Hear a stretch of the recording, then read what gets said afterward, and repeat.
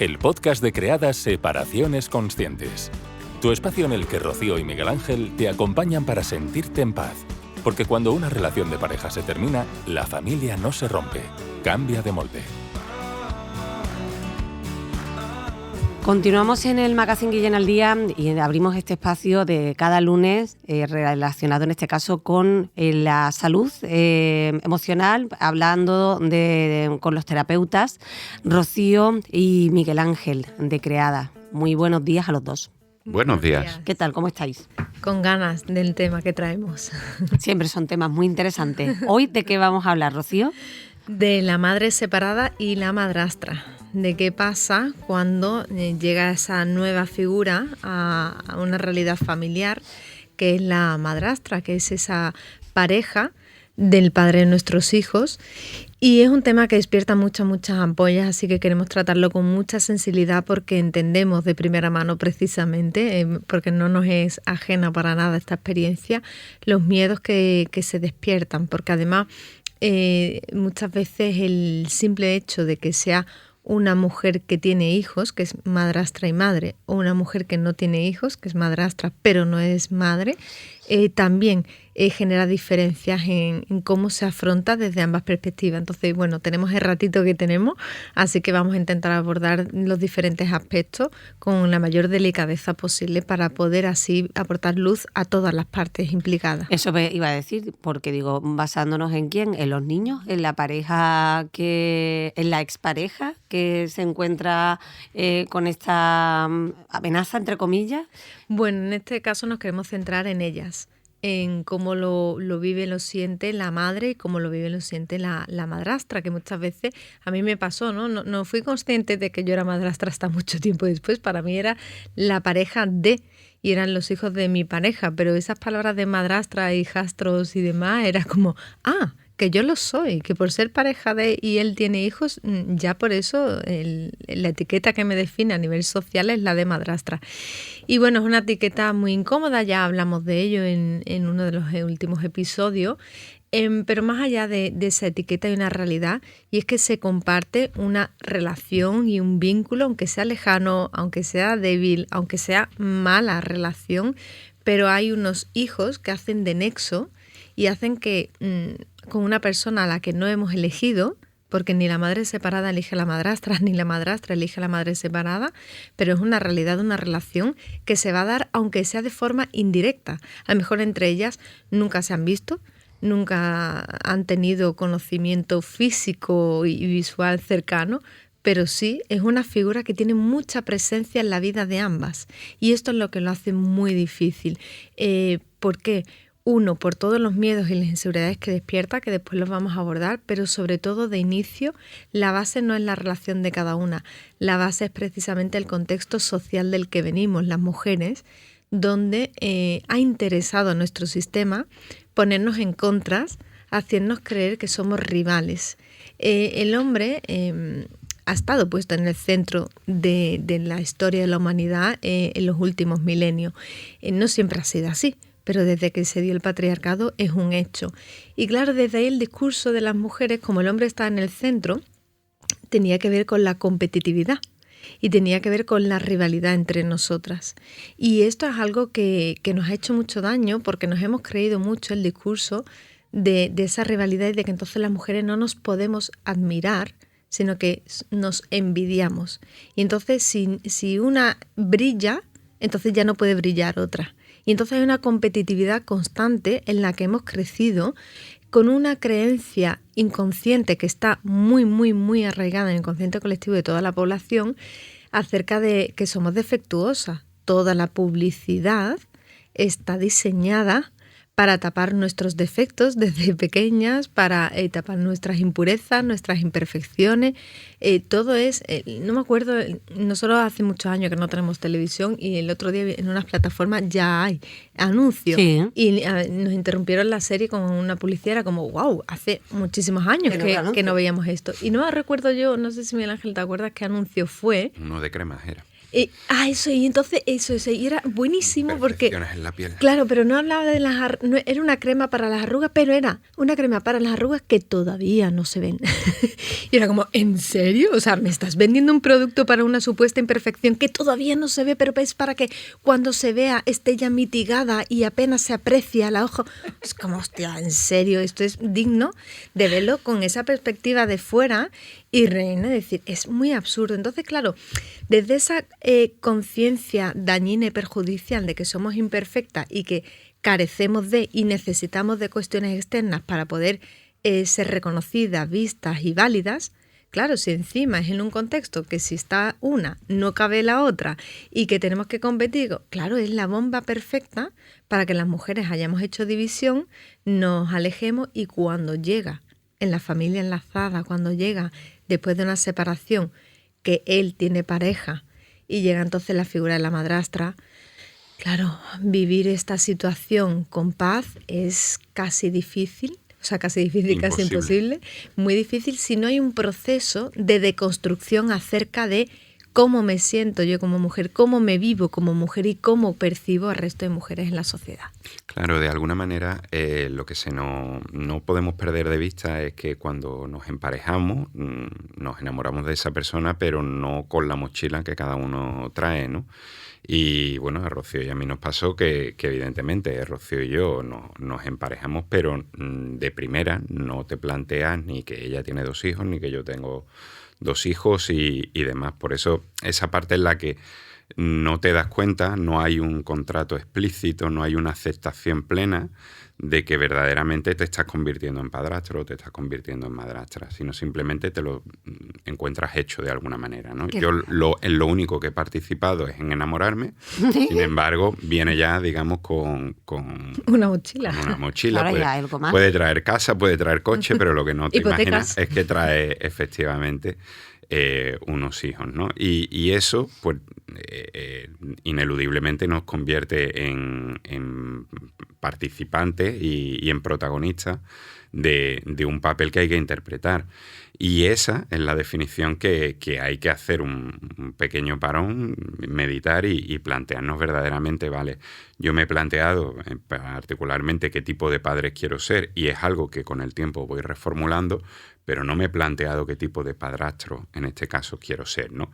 Y como tampoco en un principio conoces a los hijos de tu pareja, sino que poco a poco con la convivencia es como terminas alojándote en ese lugar, es como vas descubriendo y vas definiendo verdaderamente qué tipo de padrastros quieres ser. Pero es muy importante que entendamos que aquí en todo este escenario, a mí me gusta utilizar mucho la metáfora del escenario, cada uno interpreta un papel, pero los papeles vienen ya asignados de antemano. Es decir, muchas veces nos creemos que somos nosotros quienes elegimos esos papeles y de alguna manera la vida viene a enseñarnos que no es así. Y en el caso de la madrastra, que es lo que hoy nos está ocupando, nos ocurre todavía mucho más, ¿no? En consulta, una de las grandes preocupaciones es que esta persona, cómo se va a relacionar con mis hijos, qué tipo de figura de referencia va a ser, qué papel va a ocupar en la vida, a ver si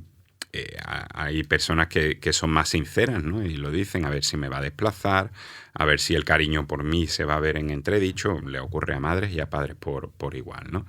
Y entonces a mí me gusta muchas veces explicar esto, ¿no? Y digo, no nos olvidemos que en el espectáculo de ver a nuestros hijos crecer, los asientos los asignan nuestros hijos, no somos nosotros quienes los asignamos. Y en el Parque de Honor siempre están mamá y papá, independientemente de que ocupemos ese lugar o no. Quiero decir, en algunas ocasiones, bueno, puede ocurrir un fallecimiento, en casos de viudedad puede ocurrir muchas cosas, o simplemente casos de negligencias en los que hay un padre o una madre que no ocupa el lugar, pero ese lugar sigue siendo la butaca está ahí, ¿no? Efectivamente. Y eso no significa que los padrastros y las madrastras no tengan un lugar destacado, lo tienen en primera fila, lo tienen en un lugar reservado, pero no es ese palco.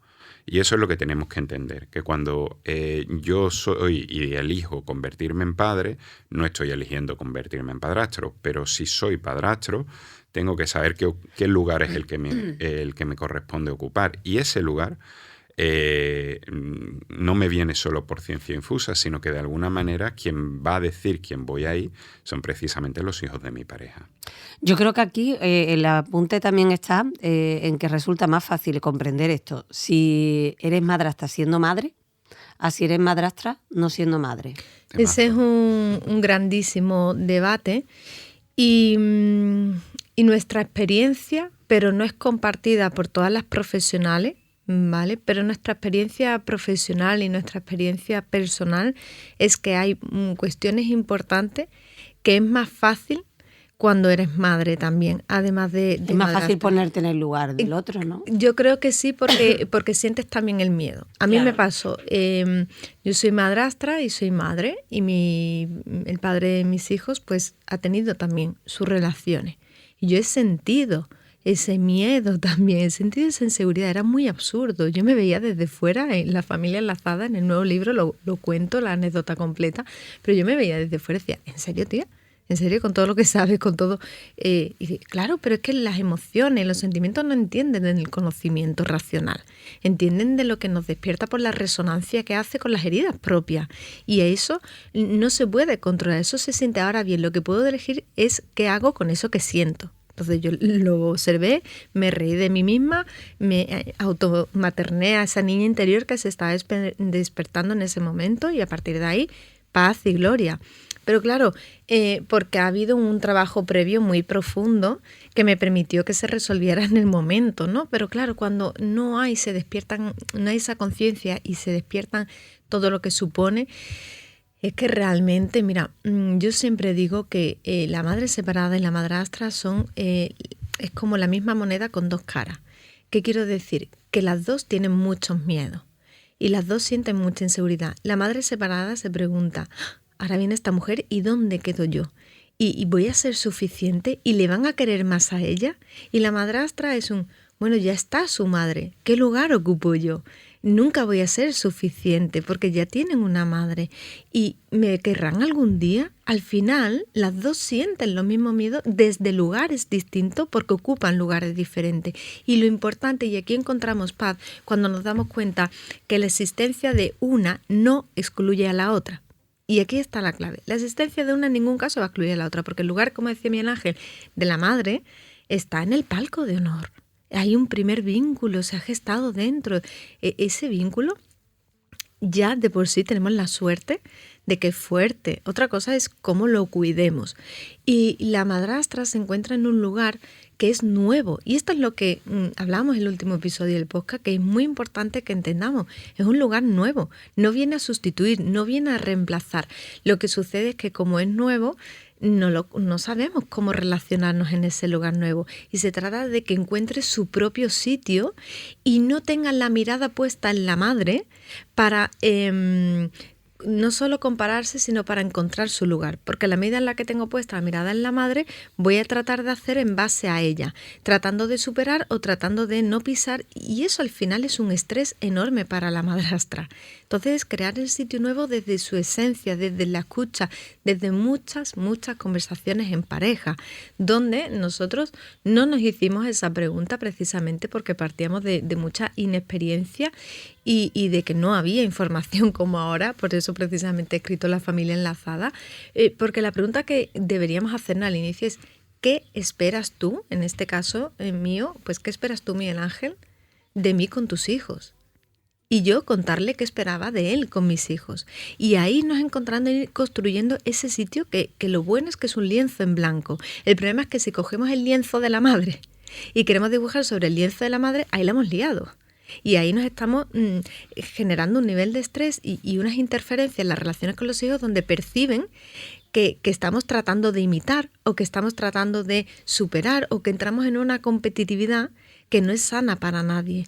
Y aquí nos falta muchísima humanidad, porque ya solo porque esté la otra persona me pongo a la gresca, me pongo a la defensiva, porque hay un exceso de miedos enorme. Y esos miedos y esas carencias propias en las que nos hace meter la pata y ver en la otra persona cosas que no está haciendo, porque muchas veces metemos la pata desde la torpeza, no con maldad, pero vemos maldad porque tenemos heridas, porque tenemos la autoestima baja, porque tenemos mucho miedo a perder nuestro lugar y entonces confundimos y hacemos interpretaciones que sin duda nos perjudican a todos los miembros de la familia, porque me perjudica a mí que hago esa interpretación, perjudica la relación con el padre de mis hijos, con esta mujer en la distancia, a los niños les perjudica porque hay una serie de interferencias que no son inocuas para ellos, entonces se enreda ahí una madeja de lana que nace de los miedos y como ambas personas, madre separada y madrastra, tienen sus miedos y es el combo perfecto. Y aquí a mí me gustaría lanzar una lanza también a favor de nosotras en cuanto a la importancia de aprender a relacionarnos sin cuidar.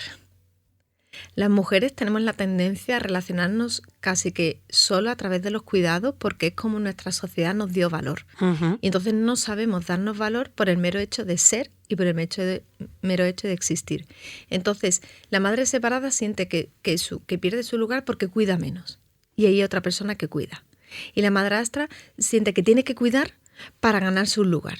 Y ahí hay muchas mujeres que se pierden mucho porque los hombres, padres en este caso, se acomodan porque no tienen costumbre de llevar la carga mental y no tienen costumbre de llevar el liderazgo en la crianza.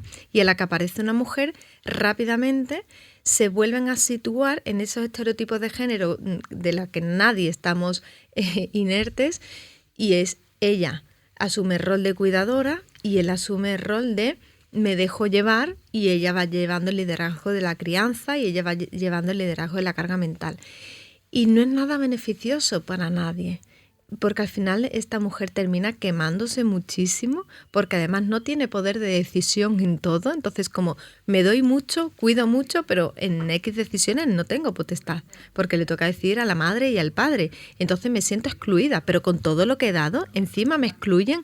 Claro, y ahí se genera mucha confusión. Entonces es importante que las madrastras, en este caso, es más fácil a las que no son madres, más difícil dar ese paso atrás, donde dejen que el padre ejerza su responsabilidad, lleve el liderazgo de la crianza y ella evidentemente, si hay convivencia, que se sume para apoyar, pero desde un lugar mucho más cómodo, porque tiene la posibilidad de cuidar desde un lugar a su medida. Sí, esa responsabilidad, más, ¿no? como una visión de los abuelos, de los titos, que pueden cuidar como quieran, pero siempre desde un lugar, oye, pues más haciéndose a su medida. Oye, pues hoy me apetece estar más presente bien, me apetece estar menos presente, tienes ese privilegio, pues aprovéchalo.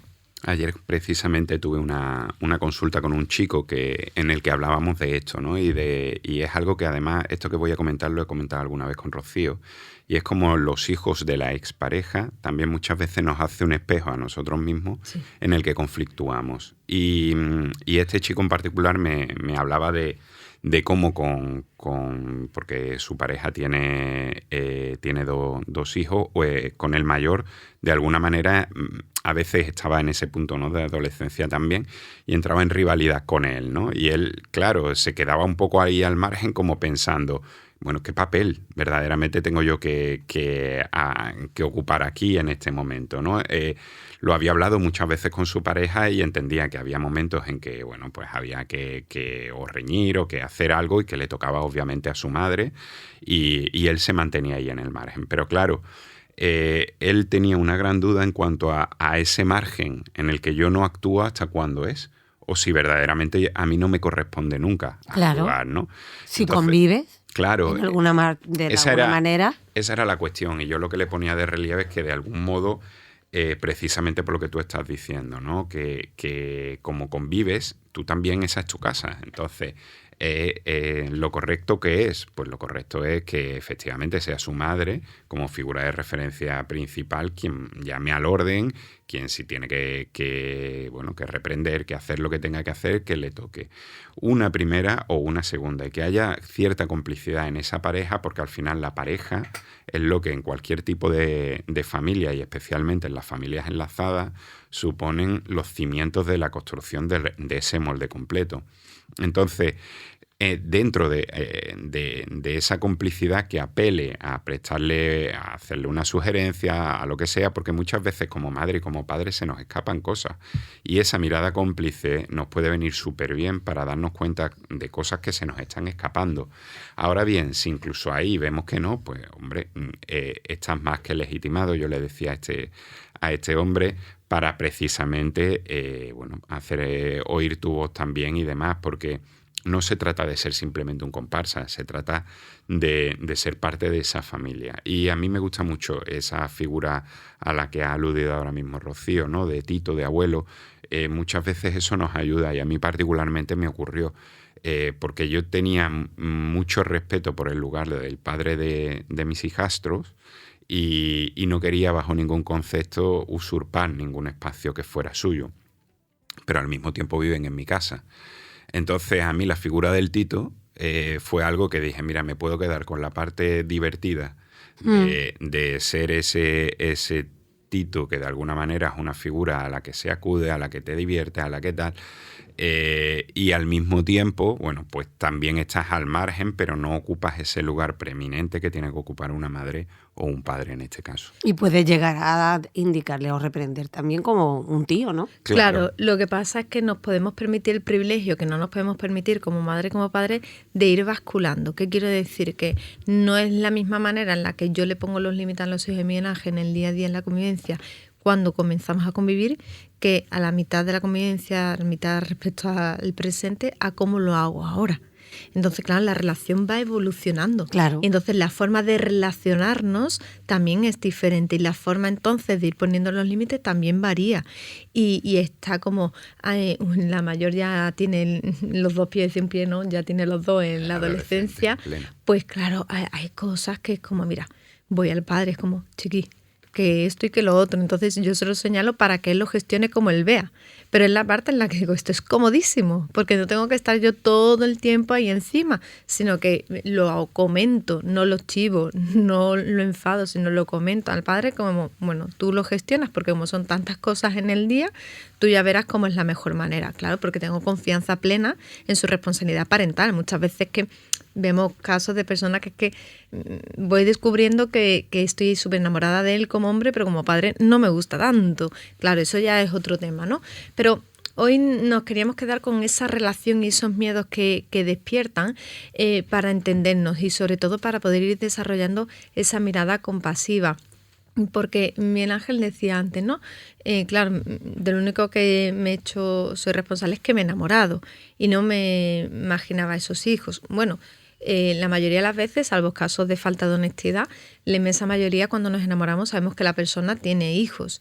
Y hay una frase que detesto que hace referencia a, pues tú ya lo sabías desde el inicio. Claro que lo sabía desde el inicio que tenía hijos, pero no tenía ni idea de cómo iba a ser ocupar este rol y de lo que iba a suponer en mi vida. Y profundizando un poquito más en algo que me parece que muestra esa realidad que vivimos tanto madres separadas como madrastras, pero quisiera dar dos frases que nos dijeron dos personas con la misma situación y viviéndolo de forma muy diferente. Una de ellas decía, me duele cuando mis hijos le dicen a la novia del padre te quiero. Y otra mujer nos decía, me encantaría que mis hijos le dijeran te quiero, señal de que les gusta estar con ella y que ella les trata bien. Entonces, claro, son las dos caras. Claro, entonces no es lo que vivimos, sino cómo afrontamos lo que vivimos. Y aquí está la clave.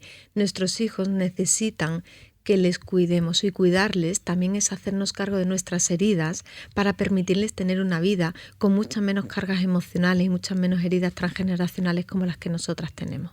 Mira, por la parte que me corresponde, a mí, por ejemplo, hubo un apunte muy certero que además está sirviéndole de ayuda a otras personas, que evidentemente te topas con esa herida porque cuando hay otra parte que no es madre e intenta así usurpar, ¿no? y tomar las riendas que dice, si fueras madre no lo harías seguro, ¿sabes? No.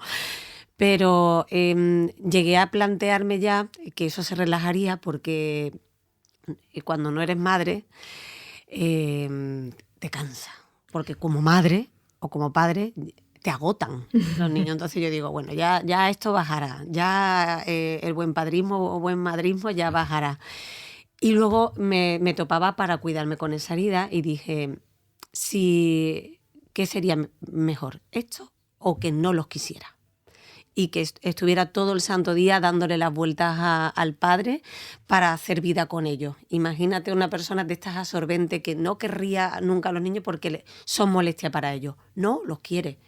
Entonces, da gracias que siempre estén felices para que los quieran. Claro. Entonces, y ahí dices tú, ¿y mis hijos entonces ahí están en un buen escenario? Se trata de ver qué es lo que ponemos en el centro. Si lo que ponemos en el centro tiene que ver con nuestra herida o lo que ponemos en el centro es el bienestar de los menores.